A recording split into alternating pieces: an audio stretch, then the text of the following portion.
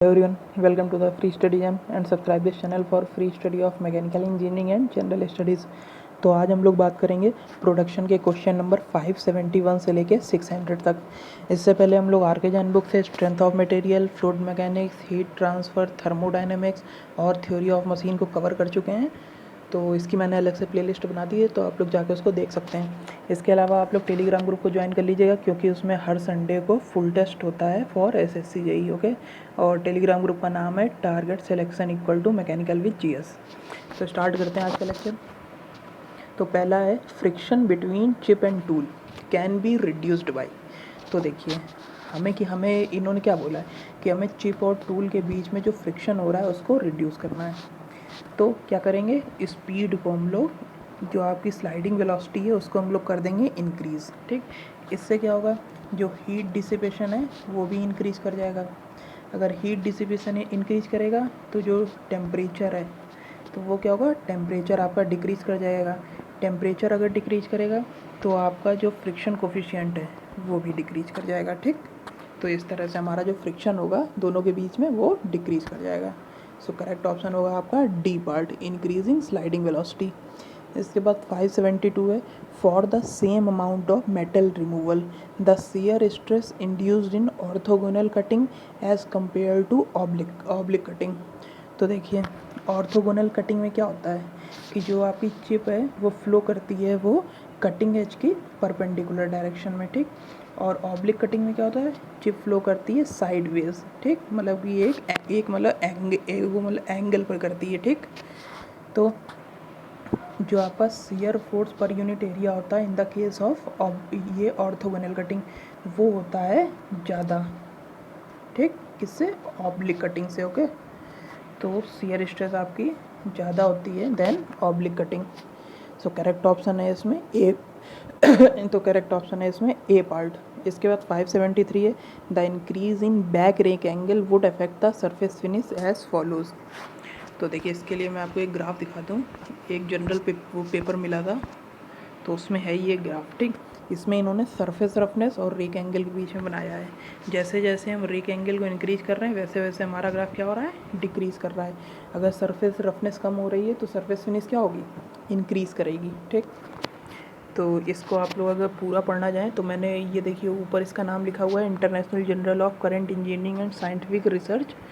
तो इसमें जाके आप लोग सर्च करके इसको पूरा पढ़ सकते हैं। इसमें इन्होंने इफेक्ट ऑफ रेक एंगल और इफेक्ट ऑफ शियर एंगल के बारे में बताया है। ठीक, तो इसमें आप लोग देख लीजिएगा दोनों ग्राफ। इसके बाद तो इसमें इसका करेक्ट ऑप्शन क्या हो जाएगा, ए पार्ट, इम्प्रूव।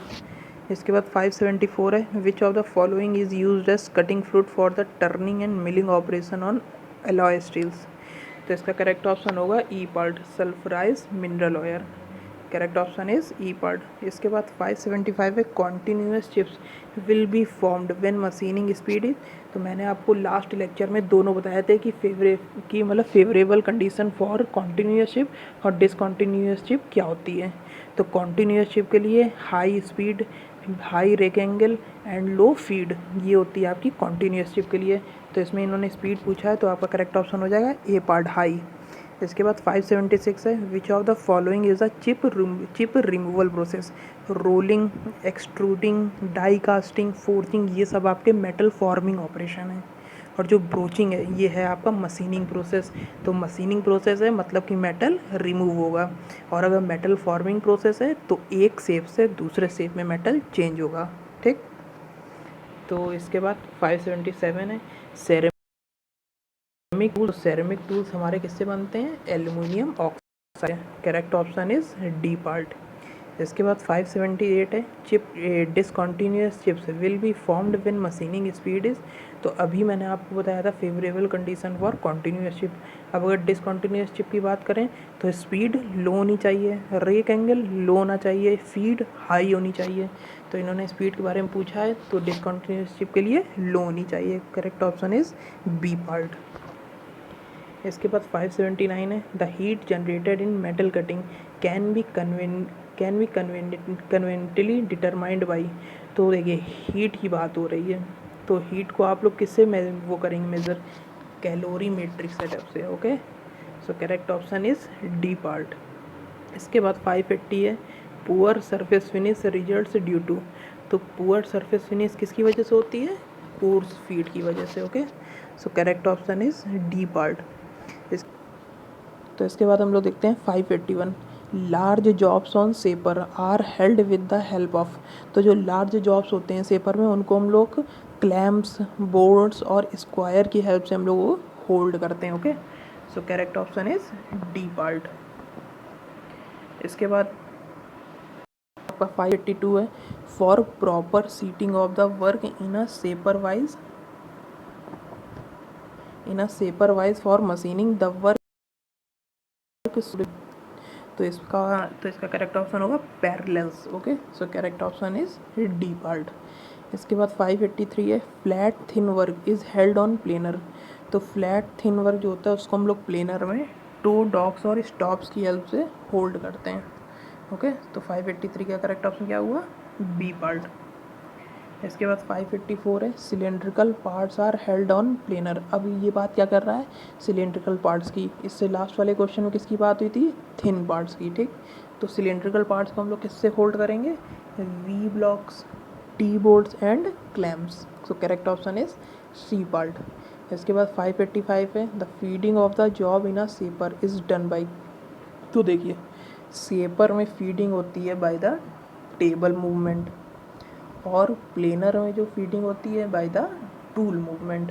ठीक, तो ये मतलब कि मेन जो डिफरेंस है ये है कि उसमें जो मूव करता है, जो मतलब कि आपका जो मेन एक्शन होता है वो टूल करता है सेपर में, और उसमें कौन करता है?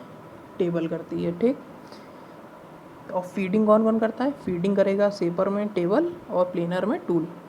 इसके बाद 586 है, in the case of a shaping machine feeding of the job is done at the end of the return stroke, तो देखिए ये है आपकी टेबल, एक बार टूल लिया है इस तरफ, तब उसने क्या करा?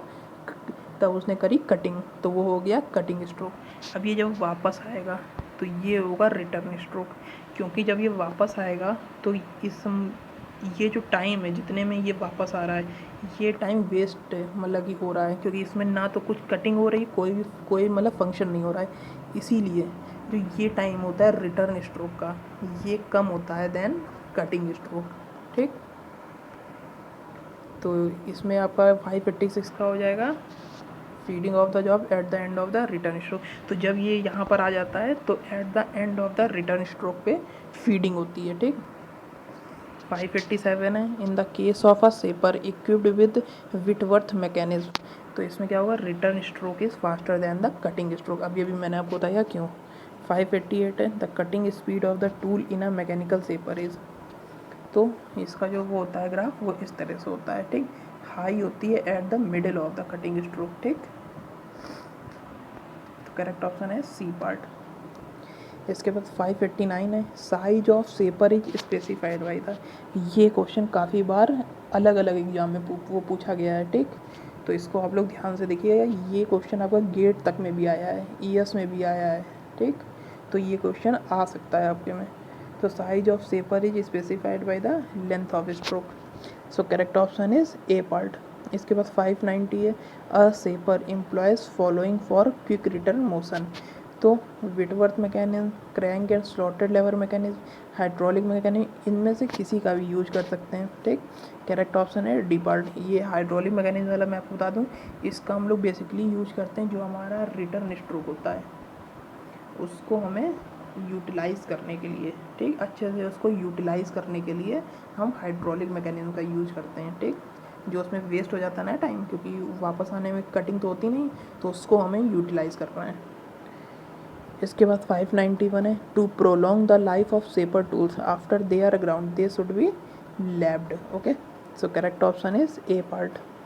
इसके बाद 592 है, which of the following work holding device is preferred for shaping a keyway in a cylindrical shaft, तो देखिए अगर आपका सिलेंड्रिकल ऑब्जेक्ट है तो उसको हम लोग होल्ड करेंगे वी ब्लॉक से। ठीक, सो करेक्ट ऑप्शन है ए पार्ट। 593 है, which of the following is not the part of a shaper, Clapper box होता है, रैम भी होती है, टेबल भी होती है, टूल हेड भी होता है, क्रॉस स्लाइड नहीं होती है। ठीक, तो करेक्ट ऑप्शन है इसमें ई पार्ट। इसके बाद 594 है, to shape splines in a shaft which must be accurately spaced. The work is mounted in between indexing centers. Okay, so correct option is B part. 595 है, which of the following is a non chip removal process? Spinning on lathe, milling, thread cutting, gear hobbing, grinding. तो इसमें से ये जो आपके process हैं last के 4, milling, thread cutting, gear hobbing and grinding, तो ये आपके चिप रिमूवल प्रोसेस हैं, ठीक। और जो नॉन चिप रिमूवल प्रोसेस है वो है spinning on lathe. So correct option हुआ ए पार्ट। 596 है, size of planer is specified by. अभी हम लोगों ने कौन सा क्वेश्चन देखा था थोड़ी देर पहले, साइज ऑफ सेपर, तो वो किससे करते हैं, लेंथ ऑफ स्ट्रोक। अब ये बात कर रहा है साइज ऑफ प्लेनर की, तो वो किससे करेंगे, size of table and height of cross rail, ठीक। So correct option is C part. 597 है, pick up the incorrect statement about plano miller. तो पहला है feed is given by moving the table, सही है।